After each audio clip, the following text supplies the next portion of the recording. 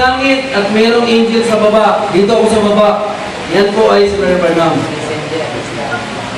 When he shall begin to solve the mystery of God should be finished, as he has declared to his servant, the prophets.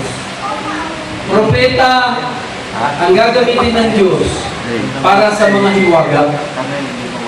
Hiwaga ng kaluluwa. Ang kaluluwa, kailangan niyang ma-restore. Kailangan mabuksan ang kaluluwa doon sa hiwaga dahil kung walang gagamitin ang Diyos sa ating panahon, ang kaluluwa na yan ay mananatili siyang hiwaga, hindi siya mabubuksan, maging doon sa 17.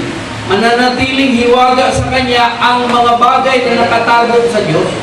Kaya kailangan ang Diyos ay gumamit ng propeta. Nasa rules yan ng Diyos eh. Amos 3:17. Hindi magpapahayag ang Diyos kung sa pamagitan ng kanyang lingkod na propeta. Kaya sa Revelation 10:7, mga kapatid, marami nga nagsabi na yan daw ay yung galing sa east. Yung nandyan, yung malaking iglesia dyan. Pero kung titingnan natin, ano ba yung sinisipat natin? Yung aral. Aral, wala akong problema. Kahit sinong tumayo dito, sabihin niya, ako ang ikapito. Pakinggan natin. Amen? Kasi, ang dala-dala ay aral. Si Brother Branham, kaya siya ay ginamit ng Panginoon at siya yung nailapat sa kanya yung Elijah to restore all things. Mga kapatid, ginamit si Brother Branham sa kanyang panahon. Ano yung nasa uli sa panahon ni Brother Branham? Yung major doctrine. Ano yun?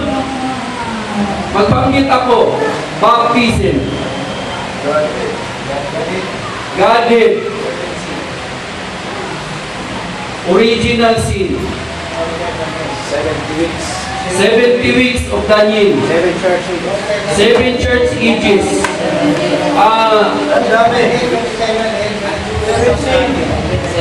Ito yung mga, okay. Marami pa. Ito yung mga major. Pag sinabi major, hindi pwedeng compulsory. Hindi pwedeng, ano yan, compulsory na dapat malaman ng tao yung napapaloob dyan. Nakatotohanan. Baptism. Hindi pwedeng, ano yan. Original sin, ano yung mga nakapapaloob dyan? At sa panahon ni Brother Branham, walang, sa panahon niya, walang sumabay sa kanya na nagpapaliwanag ng mga bagay na ito.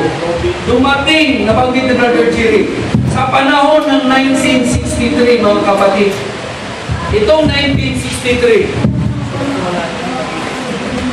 check niyo po sa internet, dokumentado ito sa panahon ng 1963 na nakita talaga yung Pillar of Cloud. Talagang nakita yan sa, anong tawag yan? Nakunan talaga ng picture yan. Nasa Life Magazine. Oo, nasa Life Magazine yan. Check niyo po sa internet.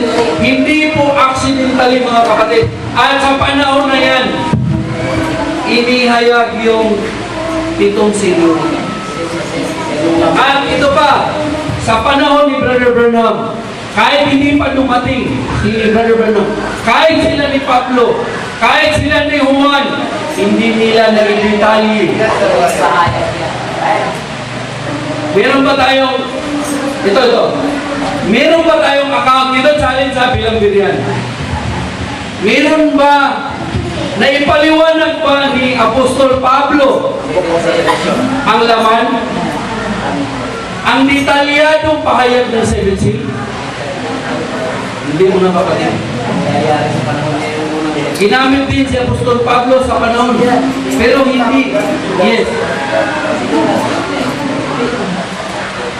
Hindi. So, ulitin ko. Yung 7 seal, maging si John, di ba? Hindi sila nakapag-detalye. Sabihin nyo sa akin, ngayon, pagbalik nyo sa linggo, kung sinong nakapulido ng pagpapahayag ng 7 seals. Liban, Kay Brother Bernal. Amen. Challenge yun na, challenge yun. Bakit yan? Hey, Sa tutak sa tao. Kasi sabi, paano ka nga, kasi politically, ang inaantay kasi ng tunay na Kristiyano, pagkabalik ni Kristo.